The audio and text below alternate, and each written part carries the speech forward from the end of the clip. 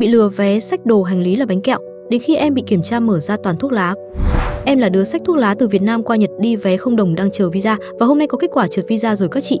Em trả giá đắt rồi. Như em có nói trước, em nhờ luật sư giải trình vụ xách thuốc cho bên cục xuất nhập cảnh. Luật sư họ cũng chụp hết tin nhắn em nhận xách hộ, cục họ đồng ý chuyện em xách hộ. Đọc các tin nhắn cũng chứng tỏ được em không buôn lậu thuốc lá, nhưng sau đó họ tiếp tục đánh trượt em vì làm bay tội quá giờ. Bên luật sư bảo em đợt này Nhật đang làm điều tra kỹ vụ thuốc lá nên họ soi kỹ hồ sơ, họ tra kỹ nên phát hiện em làm quá tiếng.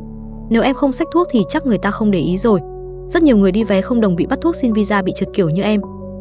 Hóa ra nhiều người bị lừa như em thì được nói rõ là xách kẹo.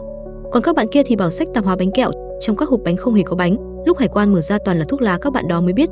Em thấy bọn em dại quá, chỉ xách 2 vali từ Việt Nam qua Nhật mà được hằn vài man tiền vé, mà không biết nghĩ ngợi gì các chị ạ. Mọi người hãy cảnh giác, đừng để như em đang rất hối hận, thấy có lỗi với bố mẹ quá.